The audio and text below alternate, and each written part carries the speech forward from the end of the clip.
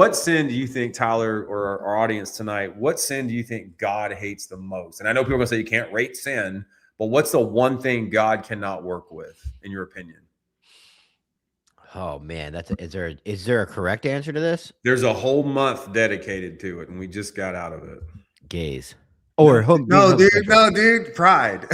Oh Dude, shit. you're gonna get us canceled, bro. Oh man. I was kind of close. Oh, bro. You got on the wrong podcast. You thought we were on anti-hero.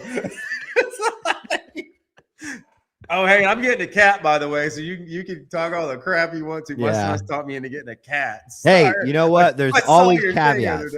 There's always caveats. Today. Doing something for your family to make them proud, make them happy. You're totally wiped clean of that. So if I ride a bicycle to make my son happy, I'm not good. swinging. All right. You're good. No, it's pride. I was because God hates pride, because pride is what caused Satan to rebel in heaven.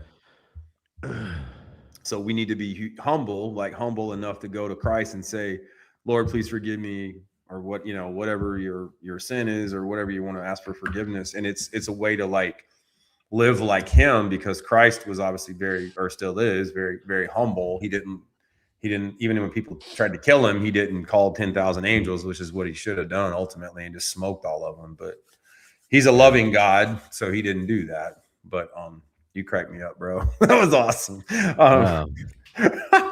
Wait, so pride, is in it kind of is that kind of in the same realm as too much ego? Like you're too proud? So pride, the way I would put it would be for me, when I was drinking, I would say I don't have a problem. I'm not an alcoholic.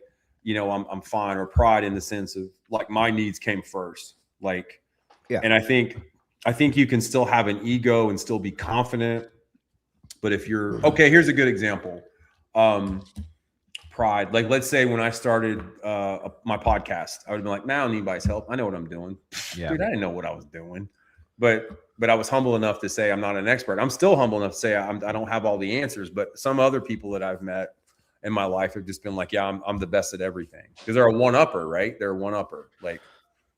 Yeah, I guess there's probably a really good balance of pride and saying things well, I'm a piece of shit. Because you're trying, when people say that, when people, I think the best way to say it is being humble and saying I'm the chief of all sinners. I have no pride. I'll be the first one to raise my hand in a group of people and go, I am probably a worse sinner than all of you guys. Yeah. But that's not saying you're a piece of shit, but it's also not being so proud at all, where you're oh, I'm not like these guys.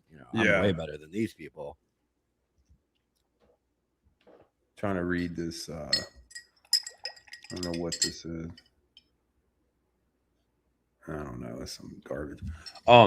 Yeah. And I think pride is, and I think it's hard too, man, because if you go into a job where you're putting yourself in harm's way, you got to have confidence, right? You need to be good at what you do. So there's a fine line between being confident and being prideful. Well, here's another example. When I became a cop, I thought I was better than 95% of the department because I went from SEAL training to a local police department. I did the same thing, man. I came out of the military. I was airborne infantry with a deployment to Iraq. You fucking losers. Was your police academy hard there? Yeah. Oh, that was the same thing. Same thing. Same exact thing. Different scenario, but same exact thing. But the military, it almost ingrains in you to be like that, But yeah, so I think that's a good example. And obviously we're older now, and as you age, I think you go through trials, and that's where you learn, okay, I need to be humble and not prideful. And for me, I know I cannot live my life for myself because I create a path of destruction that way.